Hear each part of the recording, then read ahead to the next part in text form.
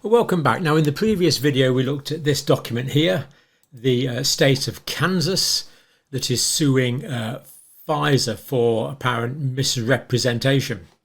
Now, the Attorney General here is Kris W. Kobach, the Attorney General of Kansas.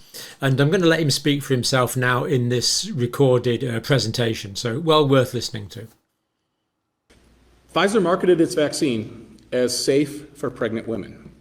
However, in February of 2021, Pfizer possessed reports for 458 pregnant women who received Pfizer's COVID-19 vaccine during pregnancy. More than half of the pregnant women reported an adverse event, and more than 10% reported a miscarriage, many within days of the vaccination. Pfizer also possessed information from its own October 2020 study on pregnancy in rats, indicating that its COVID-19 vaccine was likely linked to infertility, loss of litters, and stillborn offspring. Number two, safety relating to heart conditions like myocarditis. Pfizer consistently denied any evidence of a connection or safety signal between its COVID-19 vaccine and myocarditis or pericarditis. Indeed, on January 18th, 2023, when asked whether its vaccine caused strokes or myocarditis, Pfizer Chairman and CEO Alan Berla stated, quote, "We've not seen a single signal, although we have distributed billions of doses," end quote. A signal that he was referring to as a safety signal, which refers to a negative consequence.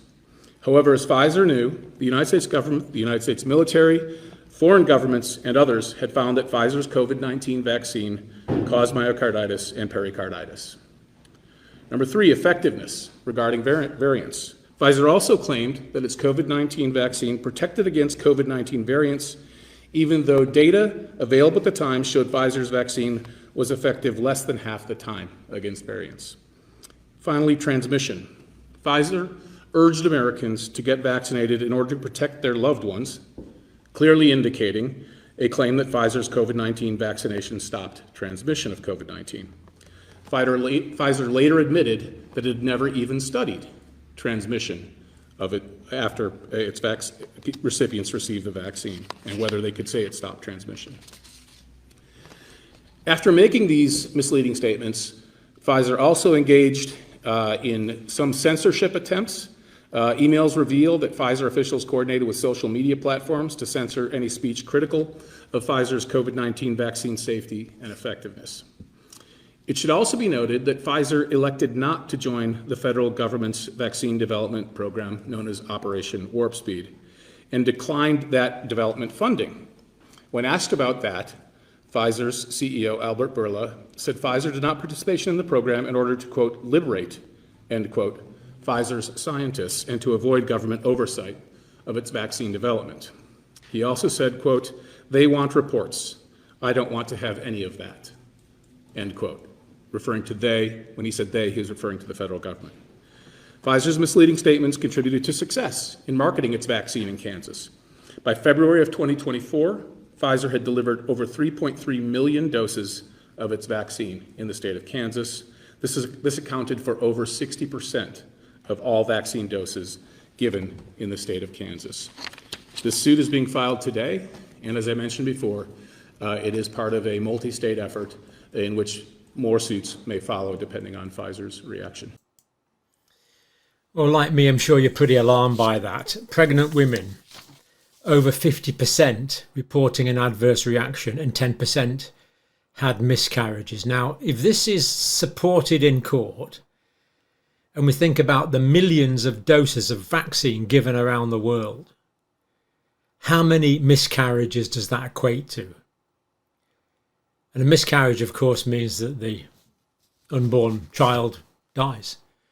Instead of being born and living a full life, they die before birth. I'm going to be watching this one closely, because if that is true, this is unbelievable. It really is. Loss of litter and stillbirths in rats, which should be an alarm signal. I mean, that's basically phase. That's even preclinical trials, isn't it? You know, that should have been stopped before it even got to to any form of clinical trial if that's the case. Heart inflammation, of course, pericarditis, myocarditis, actually denied. But there'd been a signal from the military, from other countries. Lack of effectiveness against variants, lack of effectiveness against transmission, get vaccinated to protect granny. Misleading statements, censorship, and a multi-state effort. So this looks like this could go around the United States. And if this data is supported in Kansas, then the data will be already there. It will be like the data is already accepted.